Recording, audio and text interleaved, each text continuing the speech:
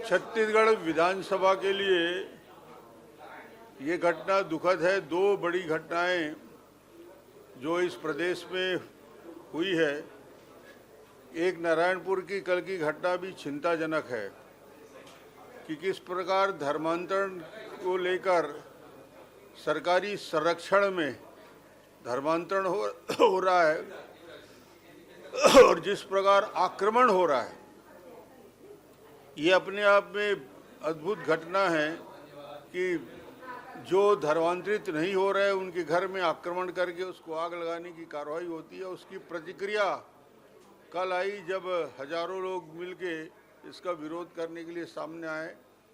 और ये बस्तर इतना शांत है, नारायणपुर इतना शांत है, उसको अशांत करने की जवाबदारी कांग्रेस सरकार की है।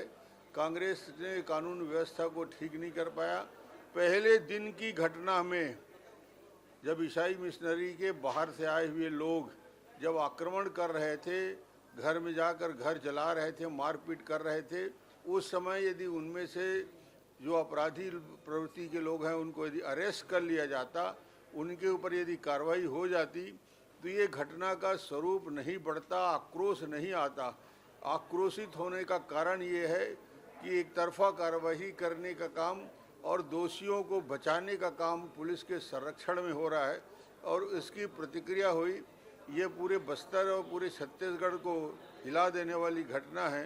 ये पहली घटना है जब ऐसी प्रतिक्रिया आ रही है, जब बहुत ज़्यादा प्रताड़ित हो जाता है सामान्य आदिवासी वर्ग, तो उसकी प्रतिक्रिया इसी रूप में आती है। इसको सरकार को बहुत गंभीरता से अच्छे तरीके से देखना चाहिए। दूसरा, आज फिर वही मुद्दा उठाया गया। सरकार असफल रही है बताने में, क्वांटिफाइबल जो आंकड़े हैं उसको देने में असफल रही है। दूसरा, गवर्नर के सर्वोच्च पद को अपमानित करने का काम यदि मुख्यमंत्री करे, जिस भाषा में बात करे तो ये आपत्तिजनक है। क्या गवर्नर को कोई विधेयक से, मुख्यमंत्री से या सरकार से पूछने का अधिकार नहीं है? कानून सम्मत अधिकार है कि वो प्रश्न कर सकती है। क्या गवर्नर को समय के अनुसार 1 दिन 2 दिन या 5 दिन में दस्तखत करके या इनकार करके तुरंत भेजना चाहिए? गवर्नर के पास असीमित अधिकार है और गवर्नर के पास ये अधिकार है कि अपने स्वविवेक से और तकनीकी दृष्टि से जो उपयोगी है उसको काम करे। मगर जिस प्रकार रैली निकालकर विरोध प्रकट हो रहा है, शायद हिंदुस्तान के इतिहास में पहली बार है कि सत्ता पक्ष के लोग इस प्रकार के आंदोलन में लगे हुए हैं। कल इसके विरोध में जिस प्रकार ये आरक्षण की विषय को लेकर गोल गोल बात कर रहे हैं, उलझाने की बात कर रहे हैं ताकि न्यायालय में हमेशा के लिए चला जाए, सभी समाज के लोग जिससे दुखी हैं। कल हम लोग इसके लिए धरना देंगे, प्रदर्शन करेंगे और सारी तथ्यों को सामने रखेंगे। नारायणपुर जैसे शांत इलाके में यदि उत्तेजना यहाँ तक फैल जाए कि लोग अपने हाथ में लाठी ले लें, 1-2 दिन पहले जो घटना हुई थी जिसमें आक्रमण किया गया था, घरों को आग लगाया गया था, हाथ पैर तोड़ दिए गए थे और उसमें जो ईसाई मिशनरी के जो बाहर से आए हुए गुंडे थे उन लोगों ने आक्रमण किया आदिवासियों के ऊपर। उसकी प्रतिक्रिया हुई कि पूरे 40 गांव के लोग इकट्ठे हो गए और इस प्रकार की घटना हुई और इस घटना के भी गंभीरता को नहीं समझा गया, न फोर्स लगाया गया, न पर्याप्त बल था। नहीं, धर्मांतरण का मुद्दा हमारा मुद्दा नहीं है, स्थानीय मुद्दा है। जिस प्रकार बलपूर्वक, छलपूर्वक, धन से धर्मांतरण किया जा रहा है उसका विस्फोट अब होने लगा है। समाज के लोग प्रतिक्रिया कर रहे हैं, उसमें बीजेपी और कांग्रेस के सवाल नहीं है, इसमें समाज के लोग, वहाँ के आदिवासी समाज के लोगों की प्रतिक्रिया है।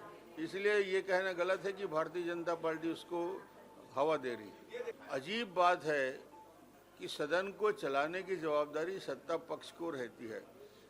प्रश्नकाल जैसे महत्वपूर्ण समय के दौरान विपक्ष को प्रश्न करने की आज़ादी होती है, पूरा समय दिया जाता है, पर पहली बार हो रहा है कि इतना ज़्यादा डिस्टर्बेंस, इतना ज़्यादा हस्तक्षेप कांग्रेस की ओर से हो रहा है, कोई कंट्रोल।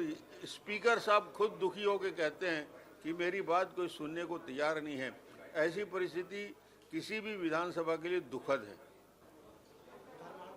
आज पूरा बस्तर जल रहा है और उसको जलाने के कोई दोषी हैं तो भूपेश बघेल जी दोषी हैं, उनकी सरकार दोषी है। छत्तीसगढ़ के इतिहास में जो नारायणपुर की घटना है वो शायद पहली घटना है।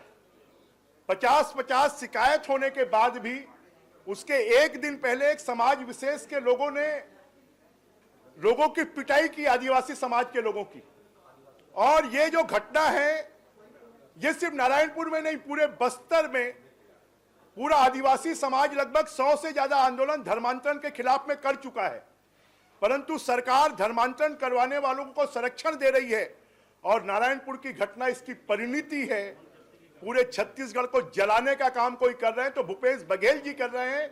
आरक्षण के नाम पर, धर्मांतरण के नाम पर लोगों को गुमराह करने की कोशिश कर रहे हैं। अब आज सरकार प्रायोजित आरक्षण को लेकर आंदोलन हो रहा है। क्वांटिफाइड डाटा आयोग की रिपोर्ट, जिसका बेस आरक्षण का बेस क्वांटिफाइड डाटा आयोग की रिपोर्ट है, वो रिपोर्ट को सार्वजनिक करने से वो क्यों डर रहे हैं? क्योंकि वो रिपोर्ट फर्जी है, वो रिपोर्ट फैब्रिकेटेड है। और इसलिए बार बार हमने विधानसभा में जब ये विधेयक लाया गया था, हमने सर्वसम्मति से पारित किया, तब भी हमने कहा था कि क्वांटिफाइड डाटा आयोग की रिपोर्ट जो आपने कारण उद्देश्यों में रखी है उसको प्रस्तुत करें। परंतु उन्होंने ना विधानसभा में प्रस्तुत किया, ना राज्यपाल जी को प्रस्तुत किया, ना हाई कोर्ट में प्रस्तुत किया, ना सुप्रीम कोर्ट में प्रस्तुत किया। कांग्रेस आरक्षण देना नहीं चाहती, खाली वो आरक्षण पर राजनीति करना चाहती है। मैं तो कहूंगा कि चाहे वो आदिवासी वर्ग हो, चाहे पिछड़ा वर्ग हो, चाहे अनुसूचित जाति वर्ग हो, कांग्रेस के इस खेल को समझने की जरूरत है। और विधानसभा में वो चर्चा नहीं करना चाहती। और जब हम चर्चा की बात करते हैं तो कांग्रेस के सत्ता पार्टी के लोग ही विधानसभा को व्यवधानित करें और अध्यक्ष जी को बार बार खड़ा होना पड़े, ये दुर्भाग्यजनक है। हम तो चाहेंगे कि जनता अब आने वाले 2023 के चुनाव में जो आरक्षण के नाम पर, धर्मांतरण के नाम पर पूरे छत्तीसगढ़ में आग लगाने का काम, कानून व्यवस्था को बिगाड़ने का काम कोई कर रहा है तो भूपेश बघेल जी और उनकी सरकार कर रही है, इसका बदला लेगी। ये तो उनकी आत्मग्लानि है, ये उनकी हीन भावना है। क्योंकि 32% आरक्षण आदिवासियों का वो हाई कोर्ट में बचा नहीं पाए, 27% आरक्षण पिछड़े वर्ग का वो हाई कोर्ट में बचा नहीं पाए। अब अपनी हीन भावना को छुपाने के लिए अगर सत्ता पार्टी ही सड़कों पर आए, आंदोलन करे, तो फिर उसको सत्ता में रहने की बजाय इस्तीफा देकर मुख्यमंत्री जी सड़कों की लड़ाई लड़े, हम भी उसके लिए तैयार हैं।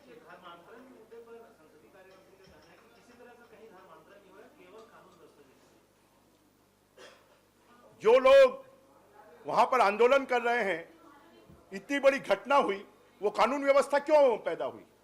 उसके एक दिन पहले समाचार पत्रों में छपा है, न्यूज चैनलों में छपा है, एक समाज विशेष वर्ग के लोगों ने 200 से ज्यादा लोगों की जाकर पिटाई की है।